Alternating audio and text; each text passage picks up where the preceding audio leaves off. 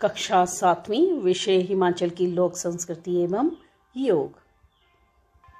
तो प्यारे बच्चों, आज हम 7वीं कक्षा का अध्याय 9 जीवन का मूल यम व योग क्रियाएं पढ़ेंगे। इस पाठ में विद्यालय में आयोजित प्रतियोगिता में भाग लेने के लिए सब बच्चे बहुत उत्सुक हैं।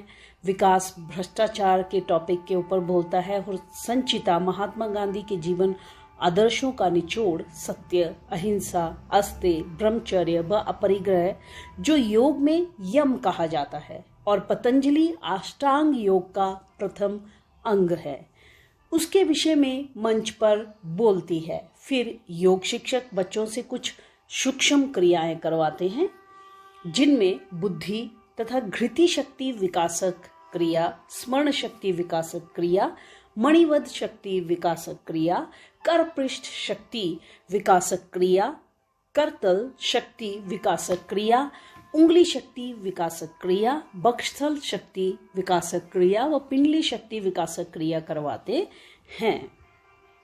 तो देखेंगे बच्चों, ये है पिंडली शक्ति विकासक क्रिया जो है, इसमें आपने सीधे खड़े हो जाना है, पंजे आपके मिले होने चाहिए और लंबी गहरी सांस भरनी है और सांस छोड़ते हुए आप इस तरह से बैठेंगे और नज़र जो है सामने की तरफ टिकानी है।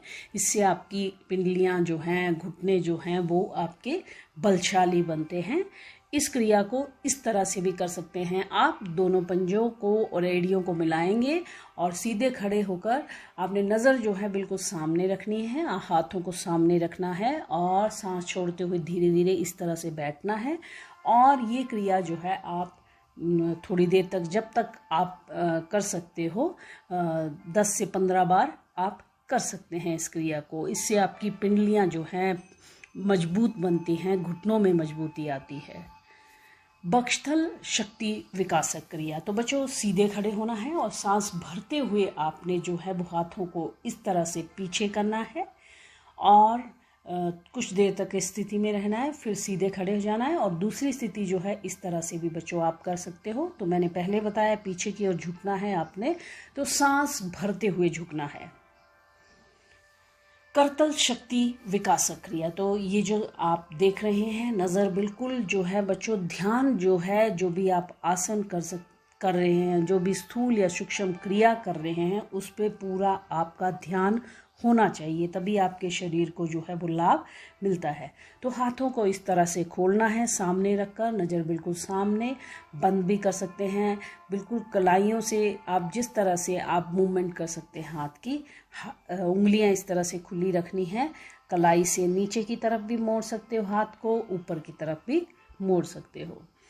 करतल शक्ति विकासक क्रिया, तो आप देख रहे हैं बेटा, इससे जो है उंगलियों में मजबूती आती है। हाथ को मैंने पहले बताया कि सामने इस तरह से खोलना है और कलाई से आपने हाथ को नीचे की उंगलियां धरती की ओर करनी है, ठीक है। तो ये क्रिया आपने 5 से 10 बार कर सकते हो, इससे आपकी उंगलियों में मजबूती आती है। स्मरण शक्ति विकासक क्रिया, तो सीधे खड़े हो जाना है और नज़र जो है सामने आपने टिकानी है, कुछ देर तक लंबी गहरी सांस भरनी है और ध्यान जो है वो सामने की तरफ होना चाहिए आपके, बिल्कुल जो है वो माथे की सीध में आप कहीं ध्यान लगा सकते हो। इससे कुछ देर कंसंट्रेट करेंगे तो इससे आपका ध्यान, स्मरण शक्ति जो है वो बढ़ती है। बुद्धि तथा घृति शक्ति विकासक क्रिया, तो लंबी गहरी सांस भरनी है और सांस जो है वो बिल्कुल आराम अवस्था में लेनी है, सर को पीछे करना है, नज़र को ऊपर टिकाना है। कुछ देर तक इसी तरह से आप ध्यान लगाएंगे तो इससे आपकी याददाश्त जो है वो बहुत बढ़ती है।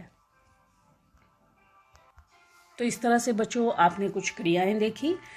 फिर संचिता को श्रेष्ठ भाषण देने के लिए सम्मानित किया गया। फिर सब बच्चे जो हैं वो अपने अपने घर चले जाते हैं। इसके बाद जो हमारा प्रश्न उत्तर है, अभ्यास कार्य है, उसको करते हैं। पहला प्रश्न है, अहिंसा शब्द का होगा बेटा, इधर का क्या अर्थ है? तो अहिंसा शब्द का अर्थ है मन, वचन तथा कर्म तीनों से हिंसा ना करना।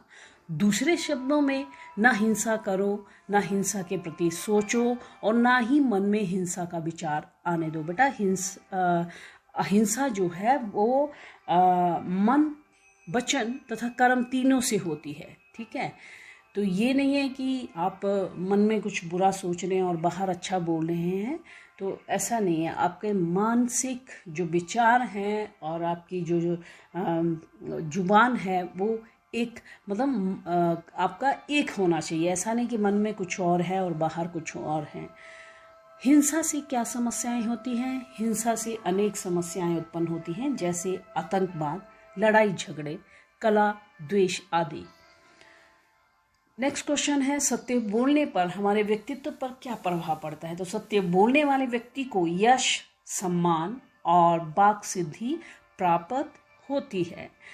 नेक्स्ट क्वेश्चन है, अस्तेय किसे कहते हैं? अस्तेय का अर्थ चोरी न करना, किसी भी पराई वस्तु या विषय अथवा कृति को जानबूझकर छुपाना या अपना बनाकर प्रस्तुत करना चोरी है।